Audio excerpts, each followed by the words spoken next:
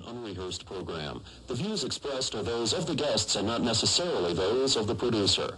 Today's topic: Promoting Democracy in the Middle East, the award-winning program Passion for Truth.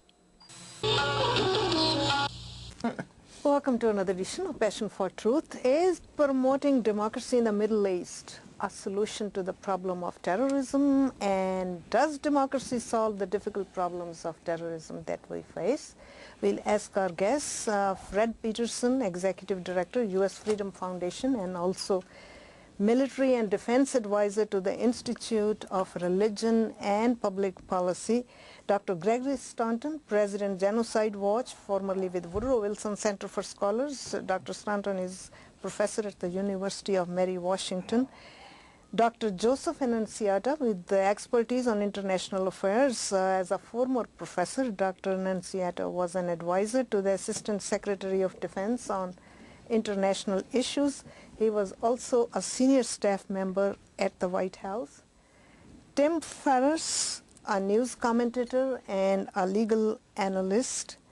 Dr. Dennis Warner from Pax Christi, the International Catholic Peace Movement. Dr. Warner has worked in more than 50 countries for a variety of international, governmental, and private organizations. Last year he spent considerable time in Iraq working on humanitarian relief with the U.S. Office of Foreign Disaster Assistance. Welcome you all. Thank you. Thank you. Starting with you, Dennis, in the Arab world, democracy would yield Islamist governments, as you know, which would not be liberal. And liberalism is necessary for democracy to reduce terrorism. So are we stuck in the middle? Well, when we go with our agenda of promoting democracy in the Middle East? It very much depends on how you define democracy. We seem to have a one-size-fit-all mentality in the United States. The democracy that we have that has developed through the Western tradition, going back to the ancient Greeks through the Magna Carta and the Enlightenment and the British parliamentary system, is the democracy that we think we should use and apply everywhere. But I think in the Islamic countries, they have evolved much differently. And very much today, I'm afraid they view democracy as we define it, as part of a system of aggression and in some ways oppression on them. So I think when we talk about democracy, we're not talking about something that they particularly see as being what they want. Tim, if we follow the model that he's recommending, the type of democracy that the Middle East people would prefer, do you think it will solve the terrorism problems in the Middle East? Not all by itself. I don't think democracy is the issue. There are all sorts of democracies where there are essentially no rights for the minorities. You've got to have a smaller Republican ideal of protecting the rights of the minorities. Even while you let the majority rule, the minorities have got to have their rights protected. And this is the problem with pure unfettered democracy. If we were to vote, say, 3-2 to cut off Dennis's beard, or 4-1 to cut off Dennis's beard, in a democracy, it has to happen. In a republic, he gets to keep it anyway. I'm not sure that there are people who don't want to be free, but I can understand people who don't necessarily accept democracy that simply is a changing of the faces and they're in the same place they were in before. Okay, now... So no, I don't think it reduces the violence. Well, I think it reduces it, but I don't think it ends it. Okay, now the Bush administration, though, seems to believe and is probably convinced that once these people have tasted freedom, they will be able to exercise the necessary responsibility and do other things, and that will reduce terrorism. Is that partly true, or do you have a different thought on it? You can have democracies and still have terrorism. I don't think they are incompatible. They're not complete opposites. We have people in this country who are terrorists, people who bomb abortion clinics, You know, so I don't think they go necessarily together.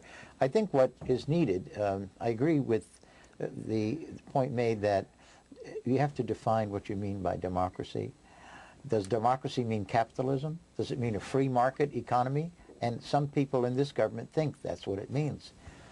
But I do think in some of the more autocratic governments overseas, whether they be Islamic or otherwise, that greater participation of the citizenry in electing their government, in making the laws by which they will be ruled, I think that will bring greater satisfaction to a larger number of citizens, and they might be able to tolerate and have greater protection for the rights of minorities, but at least the consent of the governed, so to speak. So that's the notion, is that the people should have the right to elect the people who will govern them. Greg, you agree with this premise?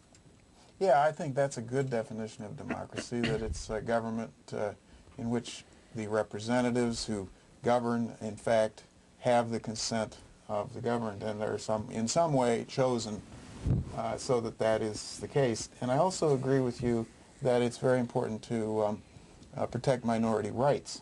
A Bill of Rights, in fact, I think is a key part of democratic government. But to get back to your original question, you know, what would happen if you had just a general election? Wouldn't, in fact, a number of these countries become dominated by Islamist governments? Well, I'm afraid so. I think that was what the whole Algerian civil war was about. And I think we've just seen how Hamas has won in Palestine. When you take a look at why that has happened, I think it is a thirst for honesty in government.